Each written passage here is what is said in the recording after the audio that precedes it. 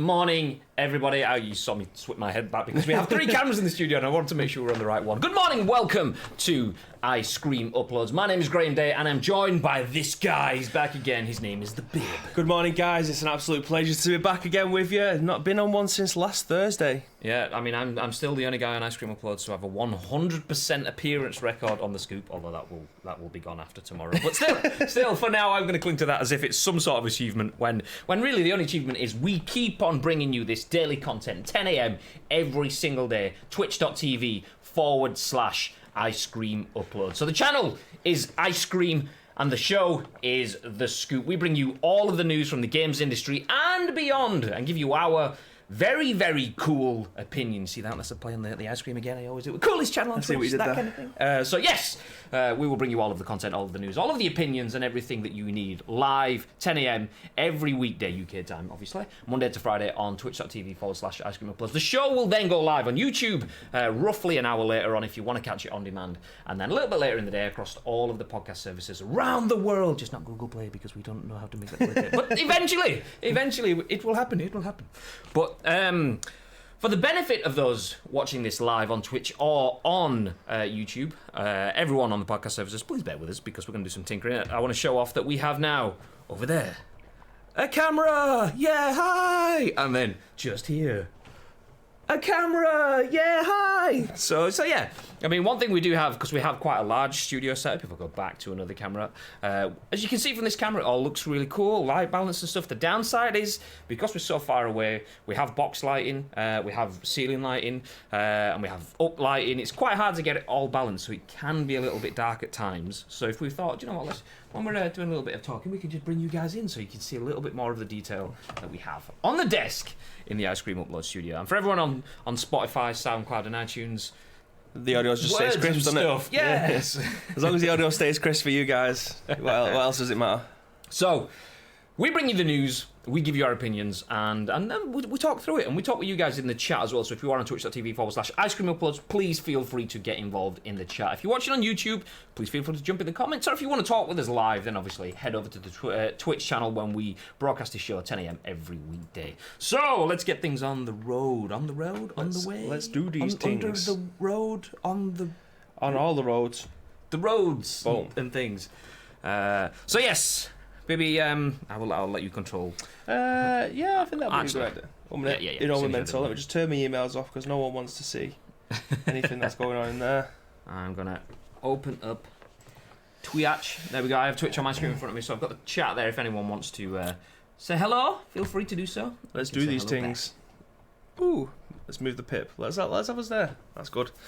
Right, okay, so the first story of today then, it's kind of breaking this, to be fair. I've got 2 articles. I need to try and find the other one because I don't have time to put it. If Connor could drop it into the chat, that would be great. It's something that he mentioned to me this morning, but fresh off the press this morning, the new trailer for Fortnite went live at 14 minutes past 9, just as I was getting the final bits of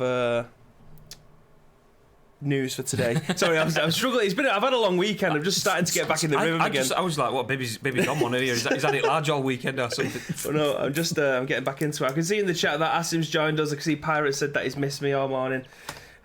It's just great to be back. Do you know what I mean? It's great to be back. See, I missed the comments about people missing you because I just jumped into the Twitch dashboard. Although I do see Pirate saying hello and not all the angles. Where's Kurt? Hey. Which article, sorry, says Connor. It might have just been in the trailer. Is this the trailer? I mean, this is great for audio viewers. I mean, I think we're probably best leaving the trailer because we had this the other day. Me and Luke tried to play a GameSpot trailer and then we got an advert, which then went to another advert. And then we realised probably not the greatest for people listening on Spotify. Oh, we can listen to noises because it's not one of those one world disappeared. Just to disappoint absolutely everybody, I actually use ad blocker. So. You know, that's why you can't see any adverts running down the side. If you're watching on Twitch... Speaking of not having any adverts, if you've got Twitch, Brian, feel free to drop that to us. I mean, you won't see any adverts either. Just let you know, if you do block adverts, we do not get any revenue. It does not go back into the stream. So ignore what Bibby just said. Thanks, guys. Yes, great. So moving swiftly on, League Fortnite Chapter 2 trailer shows new map, new skins, and more. Some big changes are on the way for Fortnite next season. It's been more than 24 hours since the Black Hole appeared. It's probably been about 72 hours now. In Fortnite, the game seamlessly deleted itself as part of Season 10 to the end event, and players are not quite sure what's going on. Those who try to log in are greeted by the black hole and no way to jump into matches or view your skins. V-Bucks, although Sony and Nintendo are sure they're safe. Rumours have been circulating that the series of events would lead to the game being rebranded as Fortnite Chapter 2, and sure enough, a leaked trailer seems to confirm they're showing off a new map, vehicle, and more. The trailer, which you can see for yourself below, shows an overview of the new content and mechanics apparently coming to Fortnite next season. Rather than picking up a Season 11, the new season is dubbed Chapter 2, Season 1, and makes some significant changes. First, it appears the game will be set an entirely new map, as many have speculated, and there's a load of new skins to earn. The trailer also touts there is also ways to level up, showing one player upgrading different medals they've earned by completing in-game actions such as opening chests, eliminating opponents, or harvesting material. On top of that, it appears a new vehicle is on the way. Towards the end of the trailer, we can see a group of players shooting it out on speedboats, as one player can be seen diving into the river, suggesting you'll now be able to swim.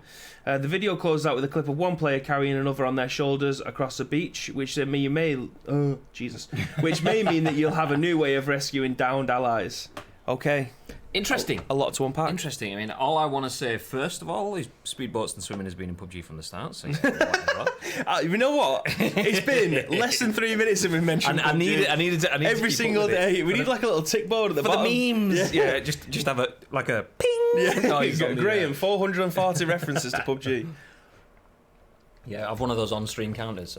So the scoop is in its 15th episode, and that's times we've mentioned Blizzard, 100. Times we've mentioned PUBG, 2,456. But yeah, no, staying up to date with it all.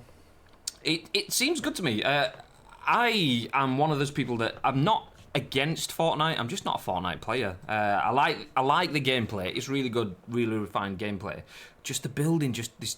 Obviously, that's a big part of the game, and I don't want to build things. I want to shoot people. That said, the creativity around all of everything that Epic have done around this, creating the hype around it, making people sit and watch a black hole for 3 days, that level of pull does intrigue me enough to make me think, do you know what? I might jump back in again.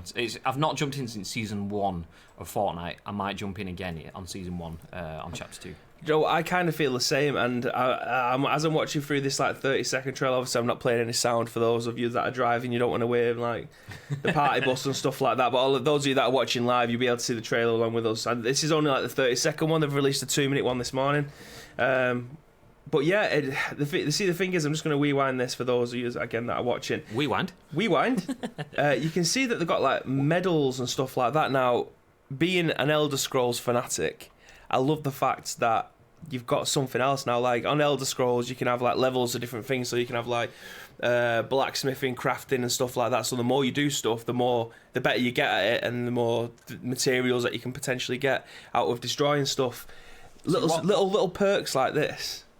What that kind of reminded me of was so for those of you that obviously can't see the video, we're rolling the trailer on screen at the moment now, and as you're doing things, you get a little medal pop up on the screen, be it killing someone, be it leveling up. And what that kind of reminds me, having not played Elder Scrolls, it reminds me of Call of Duty progression. So you when you play Modern Warfare, and you get that as you go up, or you can't prestige, obviously you have to do that in menus, but as you go up another level, unlock more things, or you get your 7 kill streak and it flashes up. Those sort of things popping up. That's what it reminds me of. Yeah, I mean, it's just something else to try and do too. Because I'm terrible at these games. I think I've probably won one solo on Fortnite, and that was on Nintendo Switch, which predominantly is probably aimed at children. So I ended up beating a 14-year-old to a win, but they all count. And then I got a few duos with my brother because he's just insane at the game. He's only 13, but he can play it. I won really one game. Not that I've played many games. I've played 10-ish, maybe around there, something like that. But the one that I won was a squad game where I killed not a single person. I was playing with carried to the top, the likes of Beans, Mrs. Beans, and I don't know if it was Spike or Cobra or someone. When we're on the big Fortnite hype, I was like, yeah, I'll play a squad game. Yeah. Just kind of, I'm there like holding a sniper rifle, but imagine you hold a sniper rifle that way. Imagine turning it round. That would have been more useful. Just pointing the butt away. Kind of me stood over here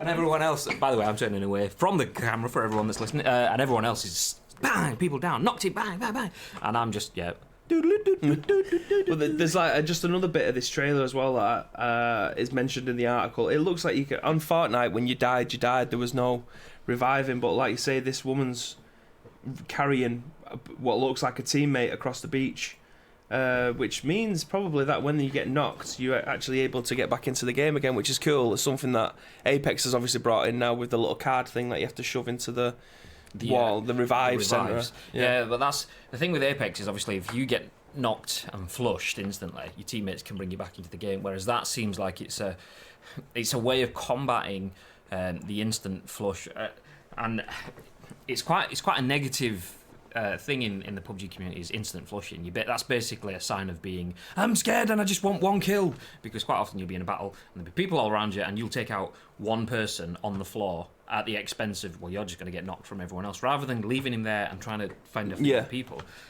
Whereas that is a really cool mechanic, because it looks as if you're essentially sacrificing your ability to attack players to reposition your teammate to keep them in the game, which is quite a good little trade-off. Okay, you can't defend yourself, but what you can do is try to defend them by taking them somewhere else, which is pretty cool. Although, guaranteed 100%, I'd be that guy that gets knocked, gets picked up, gets someone running just about in cover, and they'll get headshotted off the shoulder. Pink, dead. I'm just trying to work out other things in the trailer.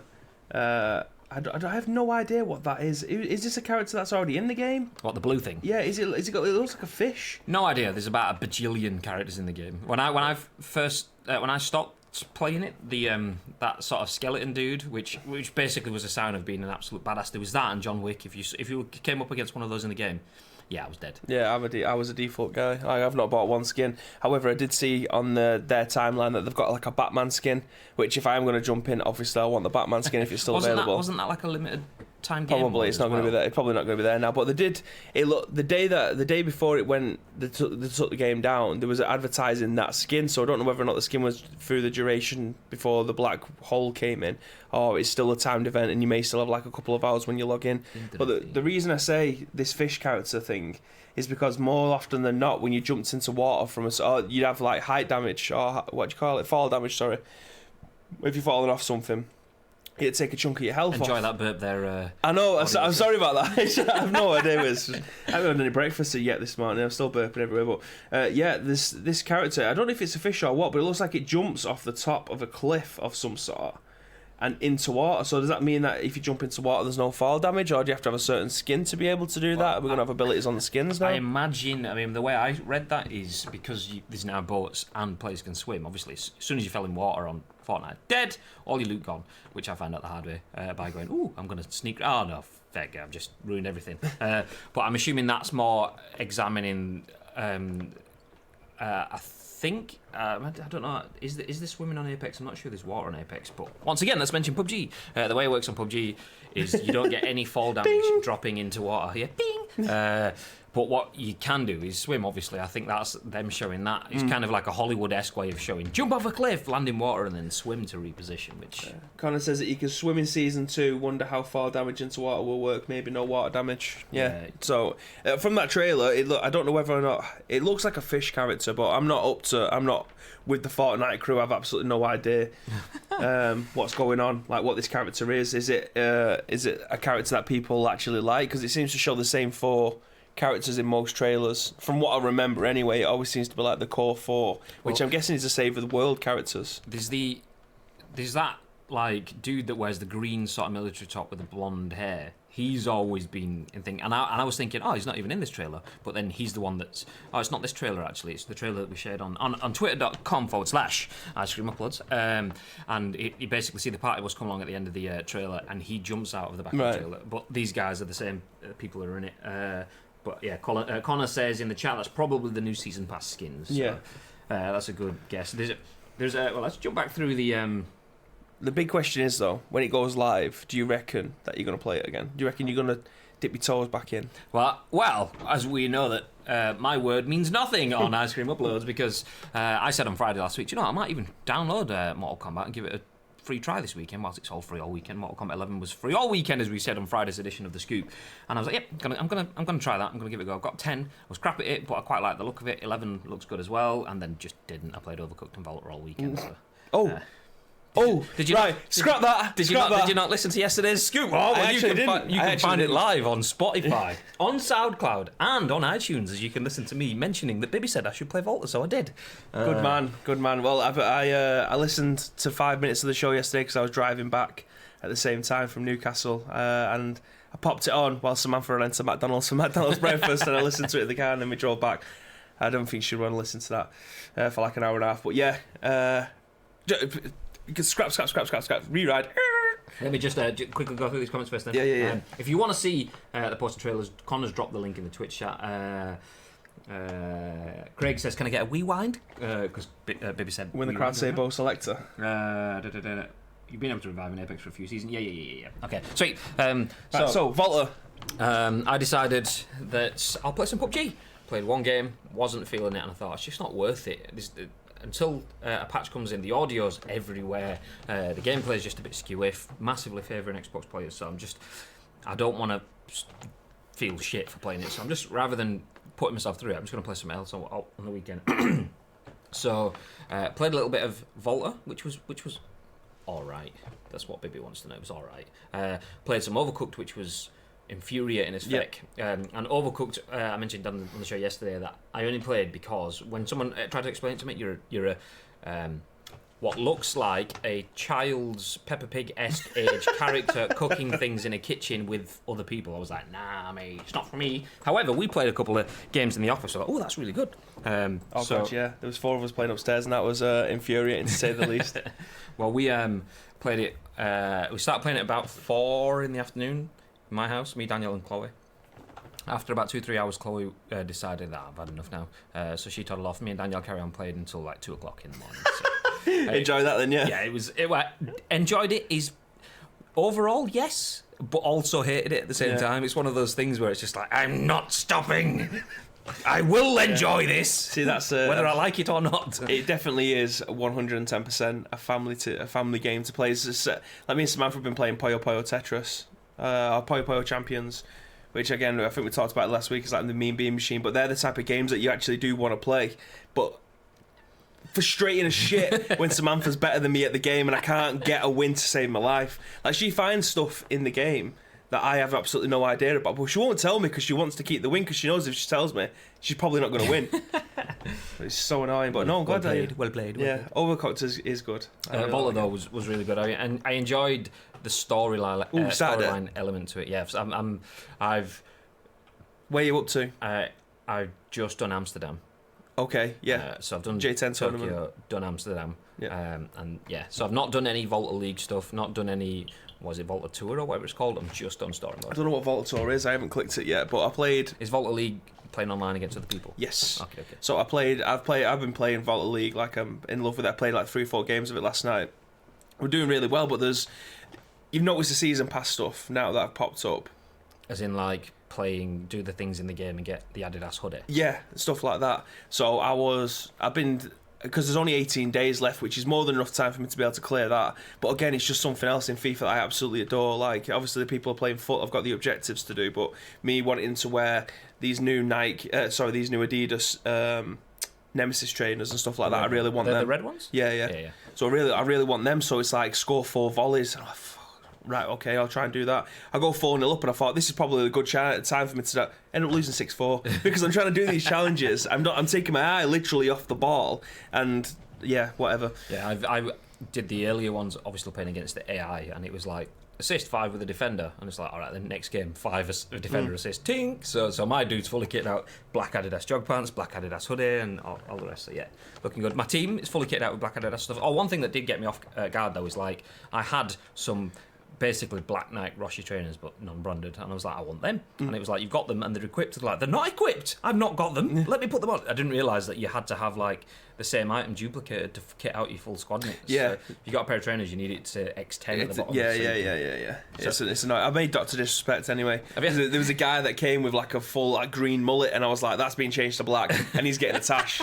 The name. Yeah, so I've got him running the midfield at the moment. But yeah, Volta, amazing. I could talk about it all day because I'm literally obsessed like that, and he has over 2 games. The story mode of it is really good. I love that sort of, like I said yesterday, it kind of reminds me of playing Fight Night Round 3 and that sort of thing where you've just got, it's not a powerful story, it is a very generic Imagine you change Volta to fighting, then you've got the film Never Back Down. You change Volta to cars, and you've got the film Fast and Furious. Yeah. You're a man starting at the bottom. You need to prove yourself. You need to earn respect, and then you can be the best. It's that sort of generic, tried and tested storyline, which I've never played Journey. I imagine Journey's something similar. Yeah. Whereas people that start off with become knobheads, and you don't want get away from me, knobhead. Yeah. And then suddenly the knobhead does a heel switch, and it's actually pretty good. But the guy that I thought was good, he's now the knobhead, and all the stuff that you can see coming. So the storyline won't be like winning awards, but I like that. You go into different places and they play different way. I can't wait for you to go to Brazil because that's where I'm up to at the moment.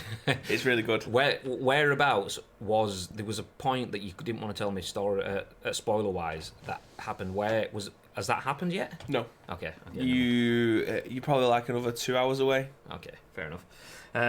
So yes, back on track. Now we've spoken about Volta and things. Do you know what? Was that all of that, and we could have been like, oh, I know. And it's what people have been asking for. They've asked us to try and, spruce it up a little bit, make it a bit more brighter, give more... The feedback that you're giving us, we're trying to work it into our show. So, again, we're learning as we go along. And you get to see all the cool little things, like we have the ice cream cushion. You can see that kind of stuff. You can see our Yeti mic. So for those of you listening on podcast services, we... currently in the close-up cam frame where you can see more of the desk, more of our features in detail, including my Hawkins High School Stranger Things Nike t-shirt. Yeah, baby. And my massive spot outbreak at the moment. I've no idea. That's because you had a weekend on the sauce. That's what it is.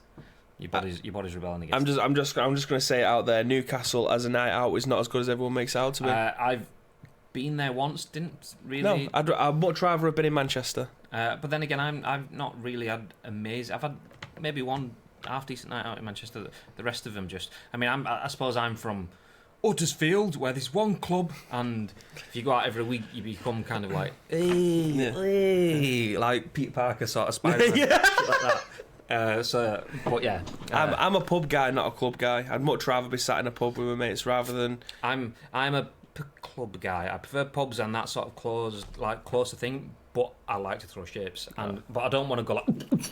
Yeah. I want like that. That was not me having a seizure, by the way. That was me, for audio listeners. That is great beatboxing. It was a seal in a box. Yeah.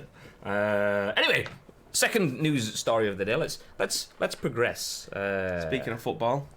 Speaking of football. Do you want to bring it on, Screen Biberino? And let's bring it on. Friends of the channel, you will obviously have heard us say it, and now we can prove it, even though we've already proved it already. We can take your requests for articles that we can discuss here on The Scoop. And on Twitter yesterday, a friend of the channel, Precision, who I believe is streaming right now, so probably isn't in the chat, but he requested that we discuss Football Manager 2020. Big fan. I mean, I will read the article because I will have little input into this, but Bibby, I know, is a fan, so he can, well, he's just said this himself, so he can be the one that gives you the hot takes on it. So Football Manager 2020 gets November release date on PC and mobile devices. Beta expected around 2 weeks before launch. This is a Eurogamer article written by Matt Wales, and it goes on to say, Sports Interactive has announced that this year's iteration of Football Manager, better known as Football Manager 2020, will be coming to Steam and mobile devices on the 19th of November.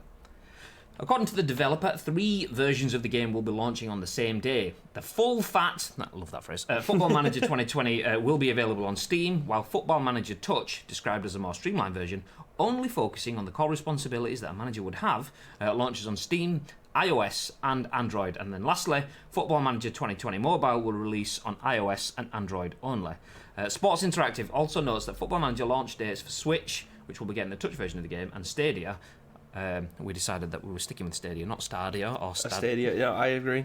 Coming soon. As for Football Manager 2020, as for Football Manager 2020's previously announced beta, Sports Interactive boss Miles Jacobson told an inquiring fan on Twitter that it will be made available on PC and Mac to those that pre-order the game from participating digital retailers as soon as it's ready, likely to be around 2 weeks prior to launch on the 19th of November. So, Bib.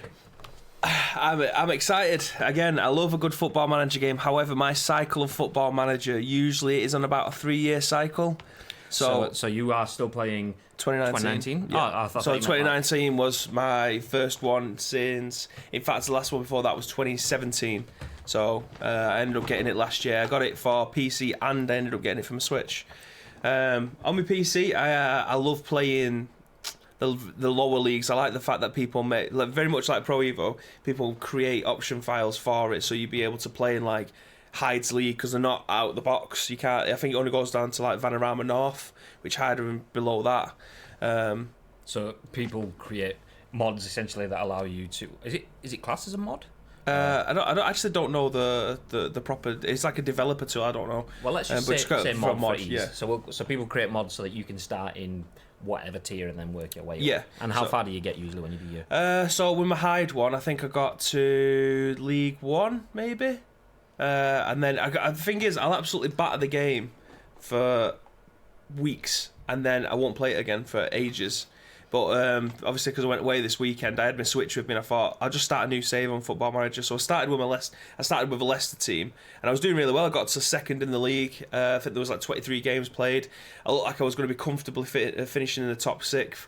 Vardy got injured, Maguire got injured, Iheanacho got injured, and James Maddison got injured. My 4 key players ended up all getting injured, and I'm now down to 8th, I think. Heartbreak. So how did you find out that Vardy got injured? Was it through the sun?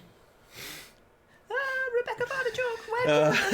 We know what we're saying on the scoop. Yeah, please don't follow. Yeah, but yeah, I do love a good Football Manager save. Again, with the PC one, you can dive down into the bottom divisions if you enjoy doing that. But with the portable ones, it's usually just down to like Conference North or whatever it is.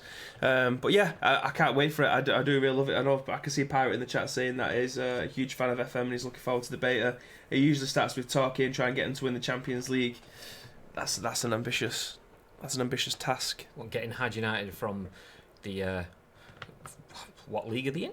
It's like the Bet Victor North, Yeah, something like that. They changed. It was like the Unistick or something like this. From the Unistick to Yeah, the they just change sponsors every year because obviously they need money. So whoever's willing to fork out £100 for the sponsorship, they're willing to do it.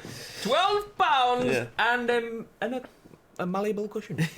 Well, yeah, I do love a good Football Manager. I probably will be getting this on my Switch because I like the portability, but for PC, I'll probably wait another couple of years. I did see a conversation on social media the other day. So if you want to find Bibby on social media, I don't know if nameplates will work on this screen. Let's give it a try. Where? Should do. There we go. Hey, there we are. We're on screen. So if you want to find Bibby on social media, We've Got Bibinho on Twitter.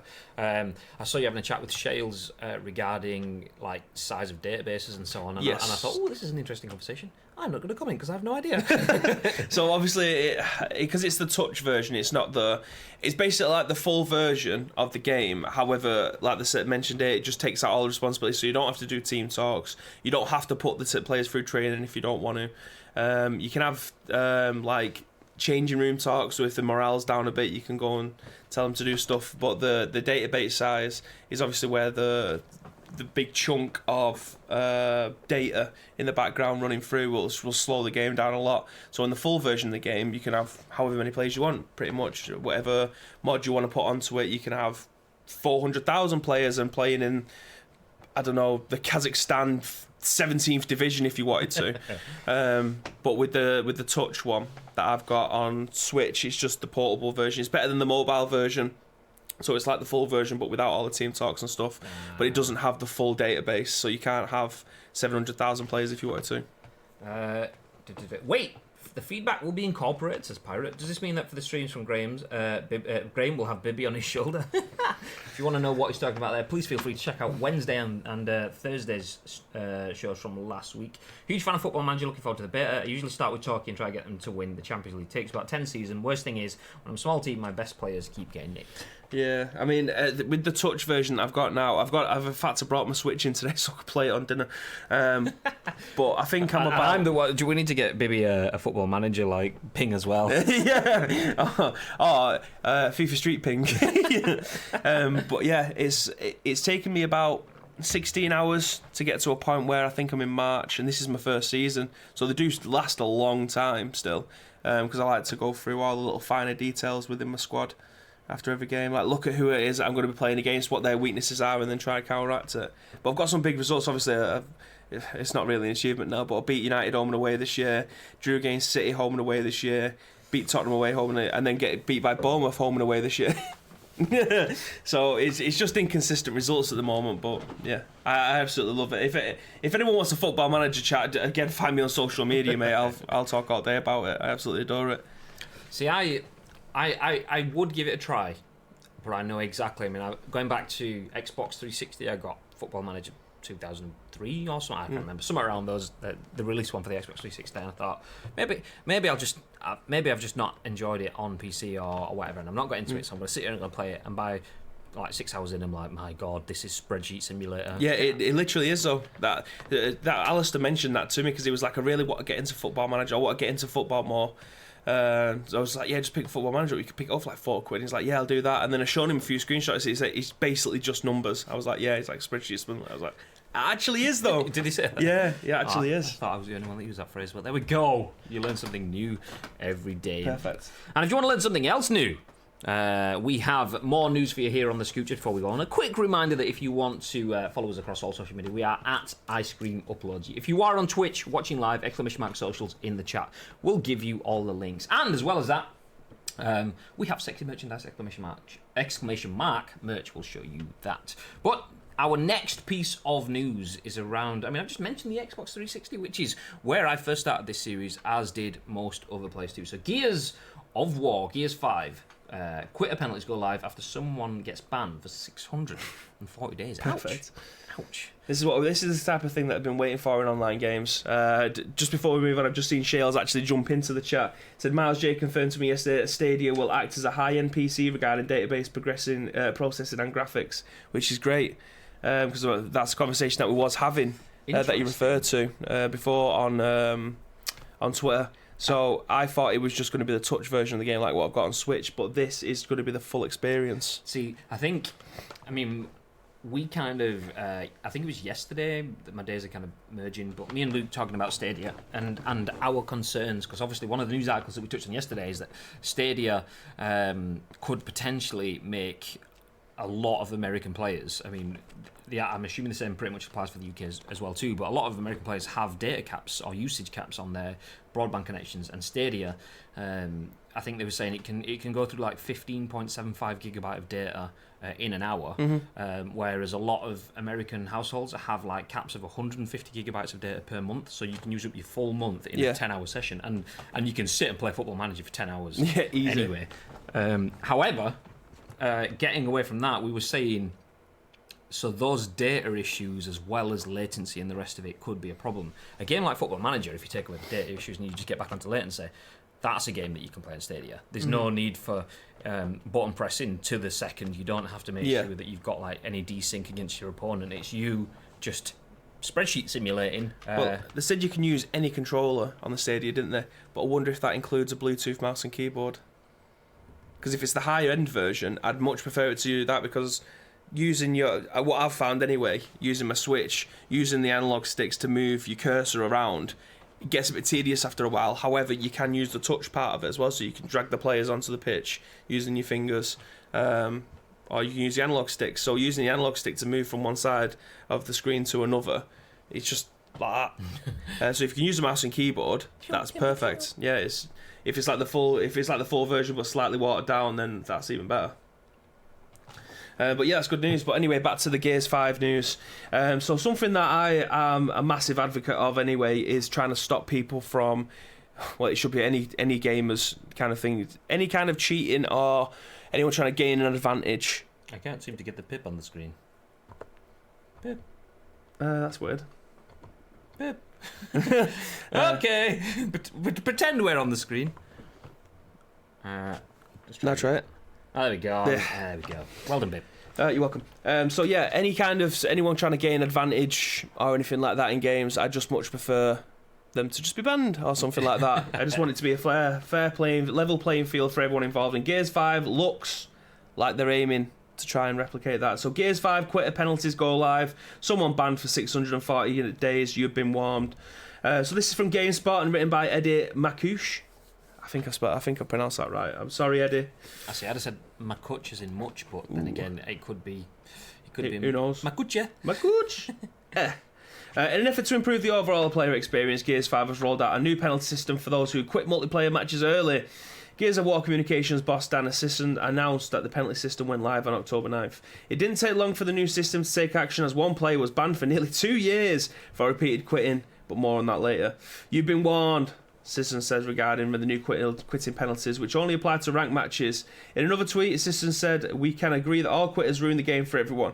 So this is just the first step down that path. Now, I like the fact that it's only in ranked, because if you was to play CSGO and you play ranked and someone leaves your team, kind of at a disadvantage, because the games will last like half an hour, 40 minutes, and if you're playing 5v5 and someone leaves, then it's 5v4, your game's over pretty much. Yeah, but you've got to sit through half an hour of, like, well, you're going to get trashed. Yeah, so obviously you don't want to leave, and Counter-Strike does actually give you like a cooldown period. I can't remember how long it is. I'm sure Connor will be able to do that. As long as it's only for ranked matches. Yeah, so he's going down the same direction that I am. If you can confirm the cooldown on CSGO for if you leave ranked matches, that'd be great. But yeah, why? I don't understand it. You just play to the whistle. Do you know what I mean? Just play until you finish. If you want to give yourself a giant cooldown, and you're not asked because you're not playing it again for another 24 hours or whatever, then that's fine. But the rest of your teammates have still got to grin and bear it for the next 30 minutes. It's shocking, really. Just want to say it scales on CSGO, so like 10 minutes, then 1 hour, then 12 hours, says Yeah. Connor. As far as I know, and thank you very much to the number one pirate for the host on Twitch. If you are watching and you want to, feel free to host the channel. But back to Babe and the article. So it says, developer The Coalition said in its own tweet that the ban periods for quitters will depend on prior behaviour. The worst offenders may face bans of a year or longer. Wow. Quitters will be receiving a month to year-long suspensions for prior behaviour. This is how long it takes you to be suspended for being a rampant quitter, the studio says. Take heed. Over the next few hours, impacted users will be unsuspended, but one quit away from a suspension. You've been warned. Some have called out the coalition for being too harsh with its penalty system for quitters. Any number of things can require a person to leave their console PC and address something happening in the real world, or a player's internet connection may drop for a number of different reasons that aren't related to intentionally quitting. Thankfully, the Gears 5 multiplayer allows the players who drop a connection to rejoin. Additionally, Gears 5 has a behind-the-scenes system that allows players to work off the strikes against their account in case of a one-time quitting. Now, let me just read this last one, sorry. One Gears 5 player was reportedly banned for 640 days. However, the full story is that the person quit 18 of the 21 escalation matches they played in the previous 24 hours. Couple of things there.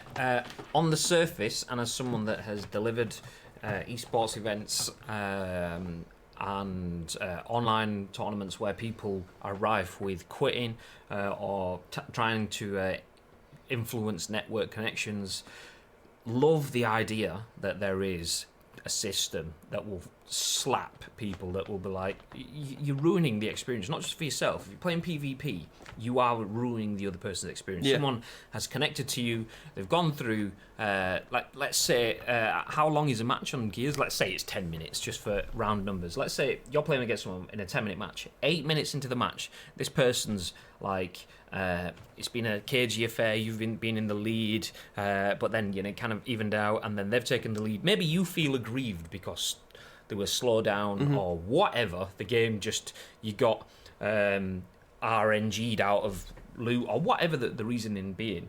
You are then feeling aggrieved that you've fallen behind, that you quit out of the game. You've kind of voided 8 minutes of someone's play. It's like, okay, well, that was a really good battle for me. I mean, they might not even see your RNG stuff, but you've quit out of it and you've robbed someone of that time. And I'm completely on board with people being punished for that. My only worry there from reading that is that seems quite extreme. Although 18 out of 21 matches, that guy is intent on ruining other people's experiences unless he has a really good experience himself. So 3 out of 21 games, he played until the end.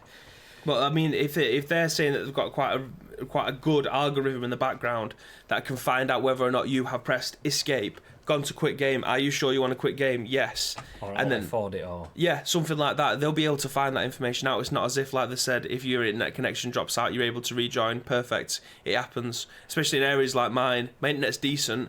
It can be unstable at some. I think one of the streams where I was streaming from home, until I reset my router, it said that I was only getting 11, and then I reset it, came back 5 minutes later, and I went back up to 60 again. Yeah, I get that all the time. Separate thing is one of the things it mentions in the article there is real life can get in the way. And I know, not so much now because my little one's not so little anymore, but when my little one was little, you could be playing a game and something could happen. It could be a scream, it could be a thud, it could just be silence. Is everything okay? Silence is usually more terrifying than actual noises, by the way, as a parent.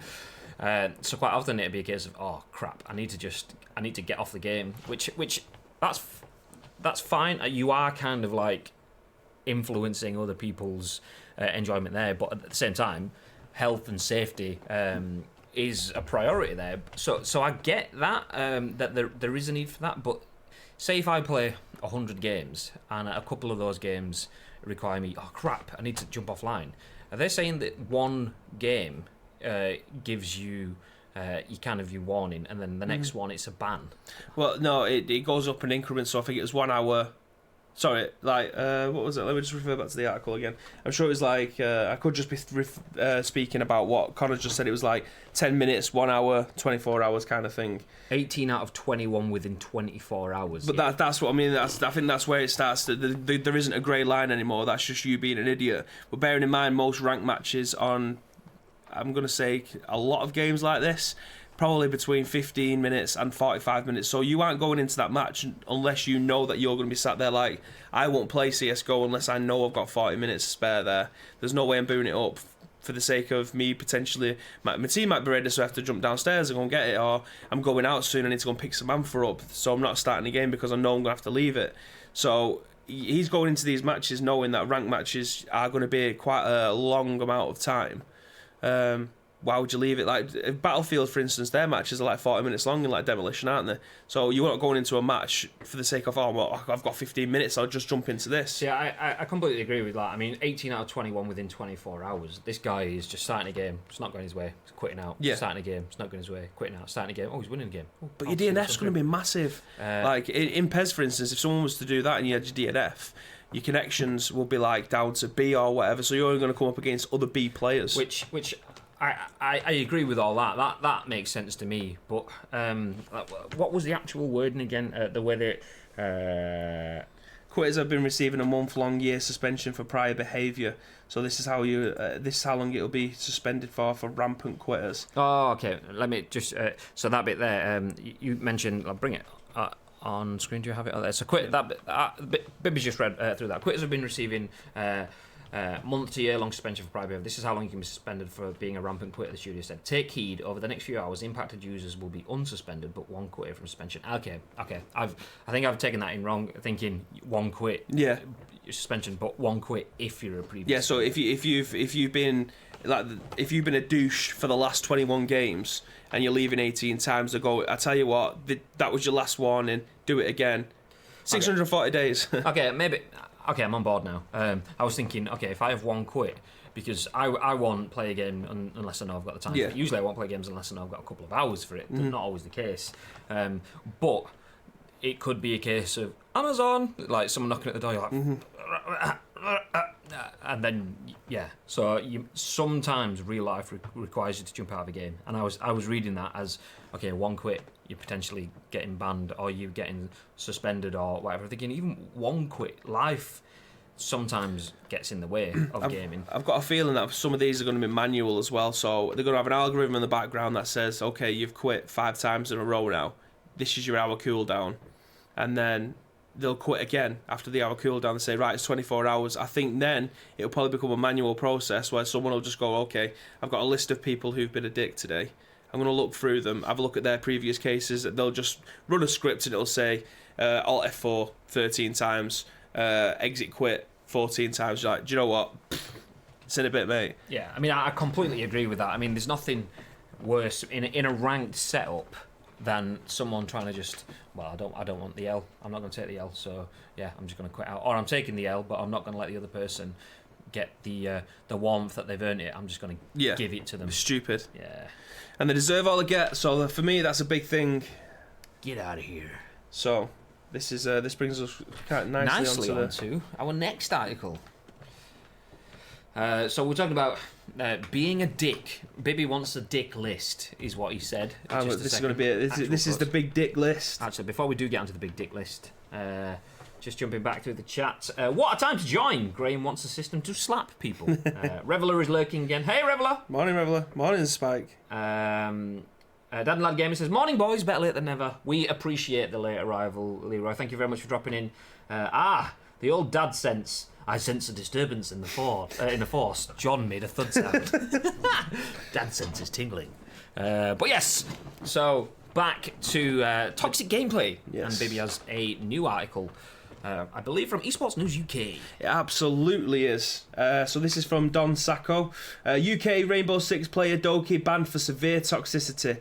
I'll only learn how to... I mean, Toxicity is like one of my favourite songs from System of a Down. However, I've never been able to pronounce it properly, so Nikki, give me a run through. Broke it down by syllables and give me how to do it. That's what I was just like... Anyway, to all fellow players... Can you pronounce the actual words in the song? Because as far as I know, it goes... I'm not going to correct you on your System of a Down, but that's Chop Suey, Graham. Oh yeah, okay, there we go. Sorry, mate. I mean, I don't want to add you to the dick list, but I mean, well, there we go. Again, he means clearly. To our fellow players, let the punishment be a lesson to you. So it's like they've taken a quote straight out of the Gears 5 handbook. But yeah, esports news UK Rainbow Six player Doki banned for severe toxicity. Scottish Rainbow Six player pro Jack Doki Robertson has been banned by Ubisoft and ESL due to severe toxicity. The Natus Vince, is it? Navi. Player's account was permanently banned by Ubisoft for a moment caught on stream. Have you seen this clip? I haven't seen this clip. Would you like to see the clip? I would love to see this clip. For those of you listening on podcast services around the globe, we are going to play a video clip. Hopefully it's something audio friendly, so it makes sense to you guys. Yeah, I don't think it swears in it. It's a Twitch clip, so hopefully we don't get adverts. 30 seconds of Xbox Game Pass for 20... Oh. Can you hear that? What? Really quiet. Permanently suspended? She will push again. For toxic behaviour? What? What? Why? Interesting. Permanently suspended. So, live on stream, Ubisoft has taken his account down while he's playing and streaming. So, this is something that me and Connor did a little bit of digging about this morning. I don't know much about the Rainbow Six scene at all, really. But I love the fact that, again, any kind of toxicity is getting banned, and Ubisoft are stepping up and saying, you know what, dick, banned. In a bit. So I'll continue reading it, and I hope that this all makes sense to all of you that are listening on audio. ESL has followed this up with a 6-month ban on the esports side as well. So ESL has said in a statement, following Doki's ban in Tom Clancy's Rainbow Six Siege by Ubisoft for a display of severe toxicity, ESL is honouring the publisher's punishment and issuing the player on a 6-month ban to the Rainbow Six Pro League, Challenger League and its online qualifiers, the Six Invitational 2020 and its online qualifiers, as well as the ESL Rainbow Six Premiership and any other Rainbow Six tournament operated by ESL effective immediately. So, get out of here! Pretty much, yeah. So here. it doesn't even matter if you're in a tournament setting. If you're being a dick on stream, on social media, or whatever, Ubisoft are saying, do you know what? We don't want any part of you in any of our tournaments. ESL have stepped up and said, do you know what? We're going to agree with them. You're out. So, see, that is huge, because a team like Navi is a massive esports team. That's, obviously, they're probably a step down from the likes of the Phases of the world or TSM, League of Legends, that kind of level, but they are up there. They are a massive multi-sport esports team, including PUBG. So, like, a huge team. So, huge props to Ubisoft for having the balls. This is without seeing any of the evidence or the reasoning why. So, I'm talking hypothetically. Bringing you onto that. Huge props for Ubisoft to go, anyone being toxic, nobody is untouchable. So I love that idea, but yeah, good. As Spike was going to say, so what did he actually do, and what you just mentioned without actually the full context, I will read a series of tweets that he's posted, and he absolutely agrees with his ban to a certain extent. He's put, this is from his tweet, obviously any users that are in the Twitch chat, you'll be able to read along with me. But as some of you may have heard, ESL have banned me from their upcoming competitive events for the next 6 months. While I'm upset by the ruling, I respect their decision. I've always been a big believer that actions have consequences, and I am no exception. In case you weren't aware, I was banned for toxic behaviour. I'm at a fault for the past cases of toxic events People that know me or follow me on stream will know that I'm not a bad person at heart. I can get emotional and at times, but never a malicious intent behind my words. Everything I've worked for over the past 4 years, everything I've grinded for is now meaningless. I gave up on everything to pursue a chance to be in this game, and for now it's gone. In the blink of an eye, my past actions cost me years of hard work, and it's devastating. To all fellow players, let my punishment be a lesson to you. I assume there have been moments where you've lost control and said awful stuff in chat. Your words matter, so be careful what you say, whether you're an influential member of the community or not. So what about my future? Well, I'm honestly unsure. I might start streaming more often, but my Pro League journey will be on hold for now. As hard as it is to say, for anyone that's followed me, please redirect that love to my team. They deserve all the support in the world. The support has been amazing from the community. I honestly appreciate it. From the bottom of my heart, thank you. I want to be clear that I'm not looking for any pity at all. I own my own mistakes. I want everyone to show that I'm a changed person and not the kid that I once was. So, he understands that he's been toxic, and he's probably been filtering that down to his chat, his community, the people who he represents, the team that he represents. Like you're saying, they're a very well organised team. They are a very respectable team. He understands what he said is wrong, and he from what I'm reading there, it sounds like he agrees with the decision. Yeah. That is a very mature way. I mean, I will, having still not knowing what he said, I will be quite probably judgmental in saying it's easy to say, yeah, do you know what? I own my mistakes. I've screwed up, and yeah, I take it on the chin. I deserve it. It's hard to take. I've worked hard and I've lost everything, but it's my fault. It's easy to say that when you've done something that's really bad. So I don't know what he's done. I mean, we probably should say keep away from what he's done because we don't want to highlight that. Yep. But how can we have a conversation without knowing what he's done? No, I mean, it's from what I understand and from what I'm reading in his text and what the statements that have been released, it's a long-going thing. So you can try and understand what he said now, but I feel like it's probably gone on for a long enough time that Ubisoft has said, you know what, we're not having any more of this shit. You're streaming the game, you're on stage, you're promoting your team, you are the influential member of your community. However, you're treating our product, you're treating us, you're treating your community as a microphone or a stage to demonstrate your views, negative as they are. You could be being a dick. It could have. I don't think it was any malicious acts on one single person. I think it's just being a toxic person, as in if you've got nothing to say, if you've got nothing nice to say, don't say it. All kind of thing. Yeah, especially as an influential. Imagine if Ninja was just being a dick constantly every single day. How many times? I mean? Dick. Yeah, we need a dick ping. Dick ping.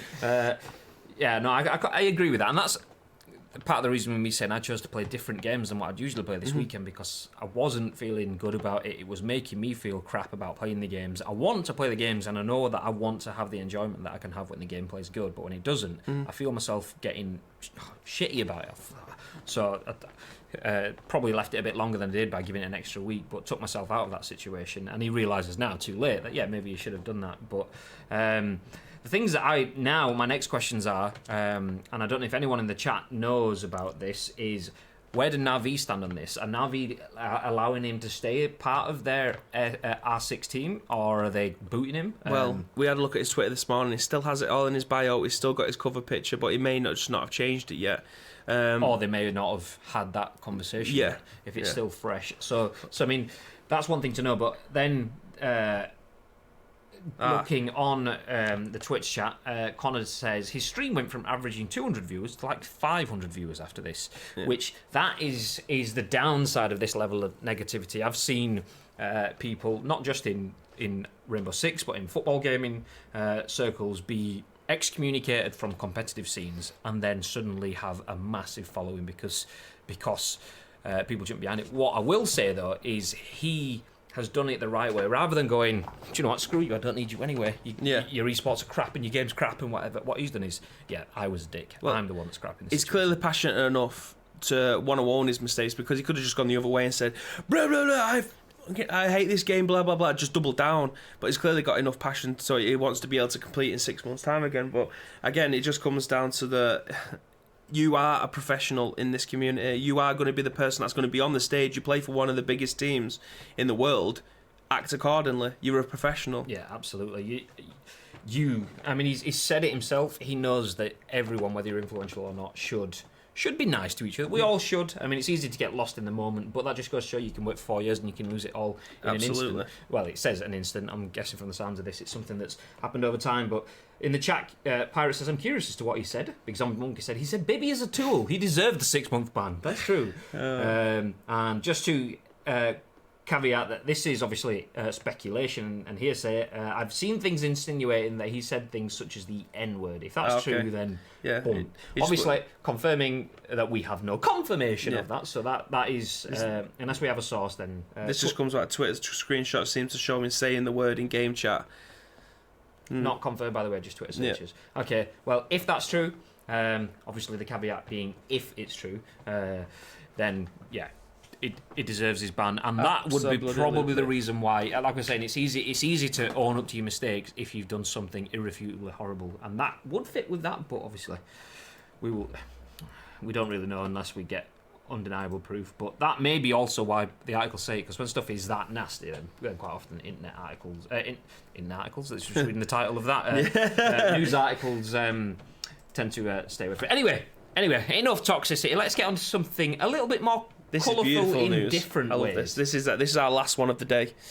It's not. We haven't got that much to talk about today. There doesn't seem to be that much happening, but hopefully tomorrow is going to be a brighter day. We do have a couple of things to jump on afterwards. That have, but we'll jump on those afterwards. After we've gone through this internet archive article. So talking about the internet being, oh my god, this scene. 1 million things. Like, there's an X button there to kill an advert. Does something else play after it? It opens it in a new stream. Oh, there we go. It was opening it in a new screen. Did you want to make this full screen? No, I pressed the X button to get the thing off the screen. GTFO. So, there we go. From colourful language to something very colourful indeed. Internet Archive releases 2,500 MS-DOS games so you can relive the 90s. Oh, yes! This is an article from CNET by Bonnie Burton, and the tagline says, play retro computer games like Mr. Blobby, Alone in the Dark, and Alien Rampage. I used to love Alone in the Dark. I loved Alone in the Dark. When it used to, like, you start off and it go, Alone in the Dark. And you'd be Which like... was the first one you played? PS1. Yeah. That's one that I played. Running around with a torch and then battery kind of cutting out. You're like, so good. So good. See, I didn't even realise there was a 1992 Alone in the Dark. Yeah, that's why I was asking you. And I knew there was one, but I never played it because I never had a gaming PC when I was growing up. Yeah. My uncle had like an Amiga thing or something. I can't remember. I know maybe it was a PC early days, but yeah, we played some stuff, but it was pretty much console stuff anyway. But anyway, jump back to that. If you love playing retro MS-DOS games from the 90s like 3D Bomber, Zool, love that Zool as well, although Mega Drive, and Alien Rampage, you can now replay those and many more with the latest update from Internet Archive. On Sunday, Internet Archive released 2,500 MS-DOS games that includes action, strategy, and adventure titles. Some of the games are Vorterra, Spooky Cookie, Monster Maker, Princess Maker 2, and I Have No Mouth and I Must Scream. What is that for a name title? World-renowned game that everyone's played. That's that one scene in The Matrix where Mr. Anderson gets caught and he's sat in the thingy and his mouth suddenly Anyway, this will be our biggest update yet, ranging from tiny independent productions to long-forgotten, big-name releases from decades ago. Internet Archive software curator Jason Scott wrote on the site's blog. One game that might trigger a few memories is the 1992 action-adventure horror game Alone in the Dark, published by Infogrames, I think that is, yeah. In the game, you can play private investigator Edward Carnby or family member Emily Hartwood, who's investigating the suspicious death of Jeremy Hartwood in his Louisiana mansion called Deserto, which is now supposedly haunted. Fighting against rats, zombies, and giant worms. It sounds like the daily commute to the ice cream studio. You have to solve a number of puzzles to escape. I'll quickly read on just because it lists out a few more things there. Another retro game included by Internet Archive is a 1994 title played on PCs and Amiga computers called Mr. Blobby, a remake of the SNES game Super Troll Island. The unusual game published by Millennium Interactive is based on the BBC's TV show character Mr. Blobby from the British TV show Noel's House Pie.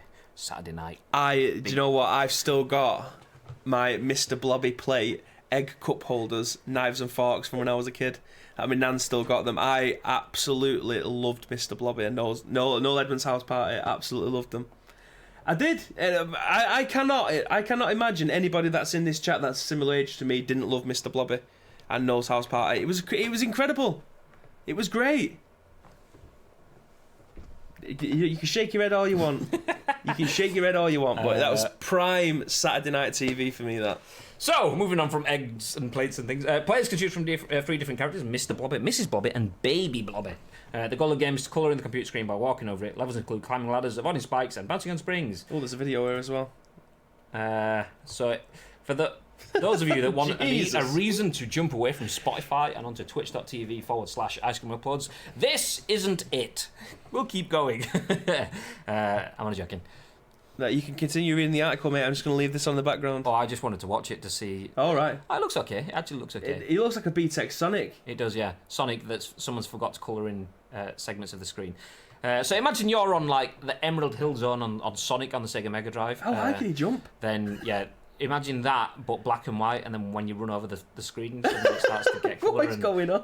Okay, forget I'm not even going to try to explain it anymore because stuff is happening. Bananas just come flying out of a portal of some kind. This is wacky. I just finalised the article, the bit of the article saying the Internet Archive is a non-profit digital library that creates digital versions of computer games, books, audio recordings and videos. For gamers looking for more vintage games, Internet Archive has been preserving and adding games from the 80s and 90s on a regular basis. Last year, the site added more than 200 retro LCD and LED games, including Karnov and Battletoads. I used to love Battletoads. It's definitely a site that I need to keep my eye on because I absolutely love playing old retro games, preferably ones that have aged decently. I mean, I caught up with Precision's Silent Hill 2 stream that he did on Sunday night, and he absolutely hated that game. High pitch made me. Yeah, I thought it was Saturday or Sunday, but it was definitely Sunday. But he streamed it, so he hated it because of the way that the game controls now. It doesn't control.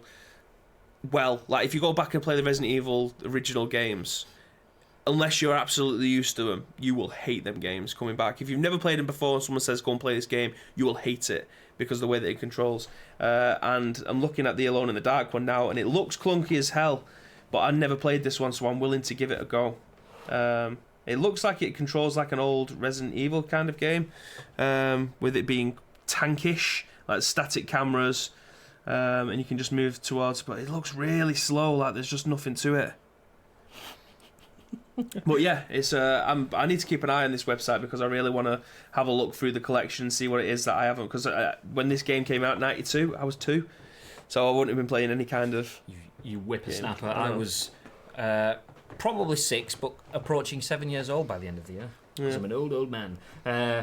Comments in the chat. Noel's house party was up against Jet from Gladiators, so yeah, no contest, says BuzzDev Pete. Well, you see, Noel's house party was that? How old was that? 4 or 5? When did it come out? Noel's house party. Sometime in the past. Yeah, so I was only a young lad, so looking at Jet probably wouldn't have tickled my fancy, unlike the 45-year-old man that sat upstairs writing comments like that. What, he takes your fancy? Yeah, interesting. Scoop on the scoop. Pez DNA, aka Shale, says I got the Blobby single in my Christmas stocking one year, and Christmas has been bad ever since. Number One Pirate says, "Wait, people are admitting to owning the Mr. Blobby song. What is the world coming to?" You like what you like. Do you know what I mean? That's true. That's true. Precision says tank controls, and it was too clunky for me to get into. I'm not used to them controls now. That was the problem. Yeah. So for me, I love the Silent Hill series like I like the Resident Evil series, but because I've played the games before, I know what I'm getting into. I think this was the first time that Precision ever played through. I appreciate the host as well, mate. I think we was reading the article at the time. It was 5 minutes ago. Shout out to Precision and everyone that's joined us from Precision's channel. Please, if you're new here, feel free to hit the follow button if you like what you see. We're live every day at 10 a.m. with the Scoop.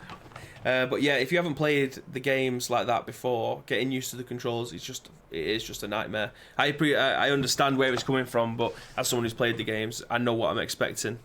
So, yeah, pixels, black and white pixels. Yeah, and clunkiness. A yellow dotted pink man makes colourful, which just sounds like my weekend. Yay! But yeah, feel free to go over to what is it called? The Internet Archive to find a load of games that you may not have ever heard of, or you may not have. Is this camera in it? You may not. Is this camera?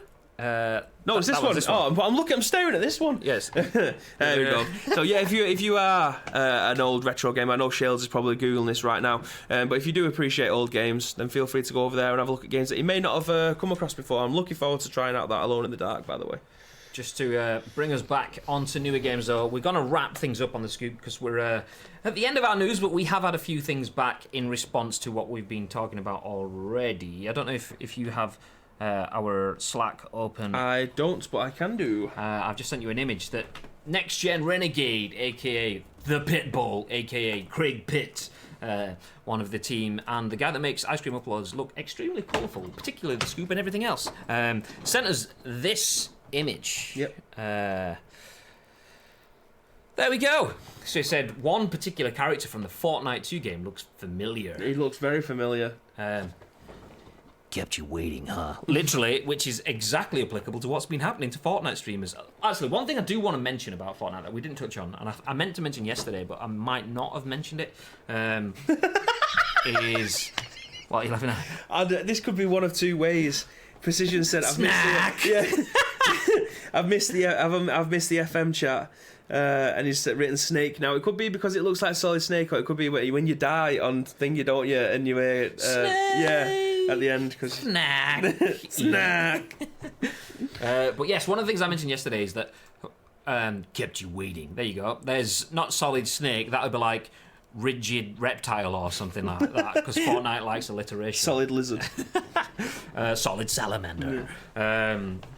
So one thing that Fortnite is doing is keeping its content creators waiting. Imagine being, when me and Connor were having a chat on it yesterday in the office, imagine being one of those guys that plays Fortnite daily, day in, day out, which is, it's not too bad if you're a YouTuber because you can make a lot of content in advance, and quite often YouTubers do that. They will have a bunch of videos. You want that one for the HD one? Hi, Cam. Content creators, if you make it for YouTube, you can record videos in advance. And quite a lot of guys do that just in case they're out of the studio, out of the office, need to go somewhere. Weekends, they want a day off.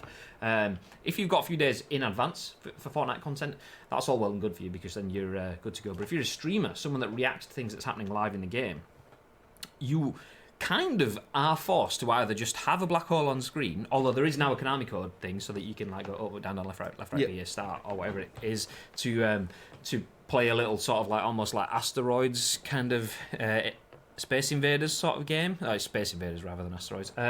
So that sort of game. But there we go. Baby's got it on screen. That, I imagine, won't keep Fortnite viewers very happy. So, one thing, while everyone talks about the masterstroke that is the Fortnite marketing machine to have done what they've done with the game so far, what hasn't been, well, not that I've seen, what hasn't been talked about is the fact that, I mean, it's relevant to us being on Twitch right now. Twitch streamers, not so much here at Ice Cream Uploads because obviously we're part of Jelly Media, Twitch streamers' revenue comes from sub counts, mainly. Obviously, they get advertising revenue and they probably get sponsored content revenue and things like that. But a lot of it comes from donations and sub counts. And if you're watching a streamer, a lot of the audience is quite fickle on Twitch. So if we're live every day, and our sub count goes up and up and up, we could say we had a resting sub rate of a nice round number like 1,000.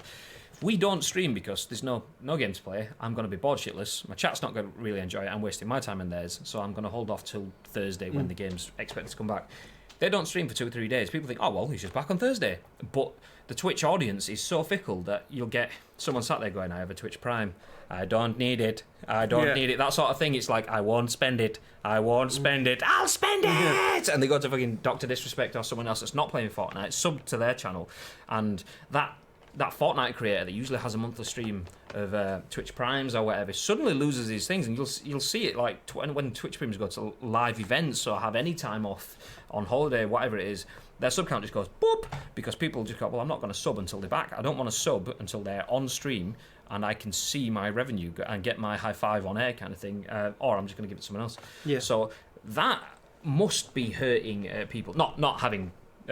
Solid snack in the game. I mean, the fact that content stuff might be hurting people, but you know, if they bring solid snack in, then yeah, all is forgiven. That said, when Fortnite does pop again, there will be a lot more demand for content, and therefore it could potentially make up for any shortfall in dropped subs. So maybe I'm just chatting out of my bottom, but we will see.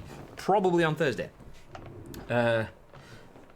Precision in response to his snack comment says, my fatness thought of snacks there. Well, that's what happens when your content relies purely on a single game, which is true. But there's nothing wrong with being a one-game content creator. It's easier to get a following playing one game because people are creatures of habit generally. People like what they like and they come back for what they like. I watch a lot of PUBG. I do watch a lot of content creators, but then again, a lot of the content creators I watch, I know that I can turn them on and watch PUBG. Just like you know that if you turn Friends on Netflix, you're watching Friends. People want to tune into their brands, so it does suck a little bit. That's why I think the Ninja X Mixer deal is still an amazingly smart move from Ninja. No need for him to be live for the sake of it or play any games because it's he's still going to get money. Seeing loads of people tweeting him going, when are you next streaming, Ninja? As in, you clearly know when the game's going to be out because he's now just by chance doing all these other things that don't require him to be on stream. Yeah, but you rely on that game to make your income. That's a dangerous game to play. It is, but it's also a very fruitful game to play. You will see, particularly Twitch streamers, because Twitch streamers requires live content. You will see people sticking with the guys that I was talking about that will transition from H1Z1 through Armour into PUBG, and then now PUBG's kind of, is it on its downward trend? Are they going to do some sort of marketing that's going to pick it up? They're all kind of like, okay, well, we're going to experience a bit of Fortnite, we're going to try a little bit of Apex, we're going to do some Blackout, we're going to do Firestorm, and they're all kind of like, you have to kind of do what Alex Ferguson did and no other manager's been able to do since few matches is have that transition. You keep your glory team, you have your team, but then you need to be able to transition to the next thing, and that's where it is. You get your big payday, but you have to keep that money and use it sensibly to move on to the next one. However, if you're good enough content creator, people come for the game and then stick around with your personality and go on with the adventure with you. Yeah, but they're transitioning. A lot of Fortnite streamers don't. Is there a need for them to transition just yet? That's the thing. Fortnite hasn't died. Fortnite has been put on an enforced hiatus by the creator, so it's a completely new setup. Fortnite hasn't died, and arguably will be bigger than it has been for a year when Season 2 comes back, so there's no need for that transition there. Anyway, that's enough on Fortnite. I'm going to send this next thing over to Bibby, which Connor dropped in the Slack, and as we were talking about Volta, so I know Bibby will have no qualms with hitting this. Just moving back to that Internet Archive thing, I've just clicked on it. Go and bring up on screen. I just clicked on it, and do I just do this? No. Okay, it just doesn't want to go. It doesn't want to go big screen. Maybe click on the address bar at the top. Maybe it's in browser. It's not letting you do it because it might have a function. Ah, there we go. Enter your menu of the following location page. Oh, okay. So I can't play this anyway. However, I've just gone onto it, and you can play it in your browser. Wow. So you don't even have to download the games; they're just available in your browser to play, which is incredible. I didn't know that. I thought you had to download the game. Okay, that's pretty cool. The only thing I'd be worried about playing it in browser is game save. Most of these games usually have passwords anyway, don't they? The old games. Level save, yeah. So you start off on you put like level 72, 3 hearts or whatever, and you start off with 3 lives on level 72. Or you just have a big piece of paper in your bedroom that'd have all of your passwords written down. I remember one that used to do that for me was Busby on the SNES. We had a pad full of like passwords with different ones. Or Lemmings. I mean, it's a bit daft because it asks you to go into a manual that you don't have, but yeah, that's pretty cool. But yeah, if you go to the Internet Archive, there's a library there that you're able to go through and get whatever you need. Maybe it keeps going to the low-res camera. I know, I need to move them round, I think.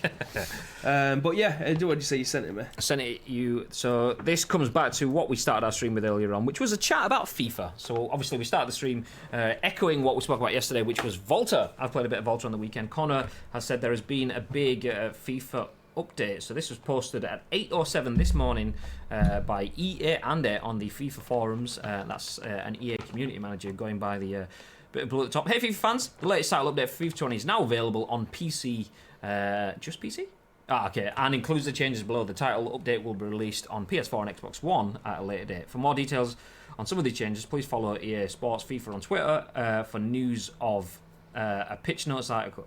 On Twitter for news of a pitch notes article for this title update. Okay.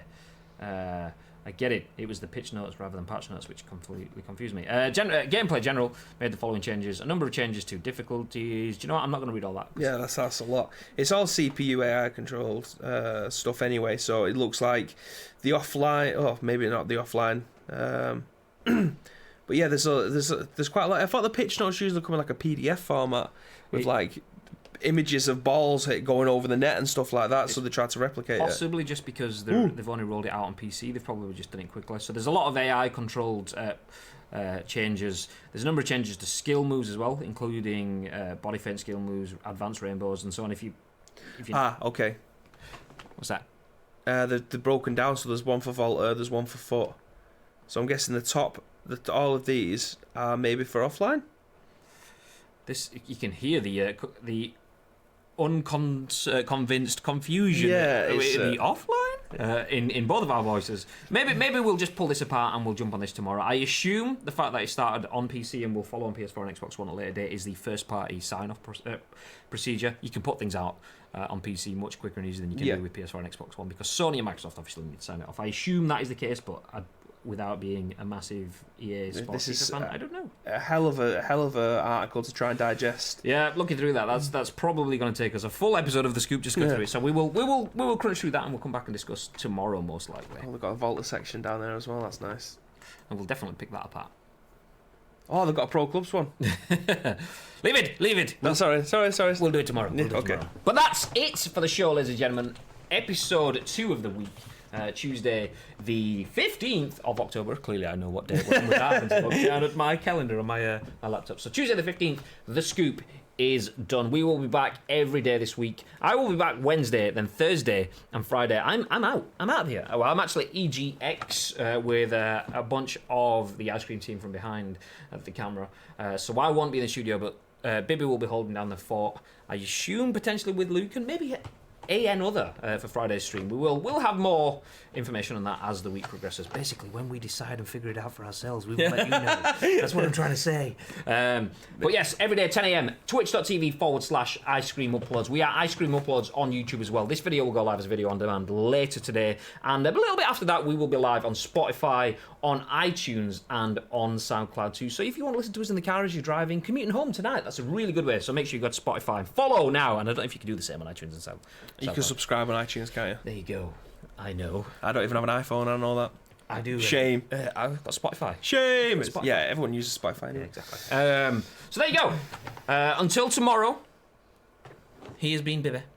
He's been Graham. And these are our nameplates for anyone watching on the video services. Until next time, have yourselves a lovely day. We'll see you tomorrow at 10 a.m. Make sure you stay frosty. Bye, guys. Adios, as I quickly try to find the...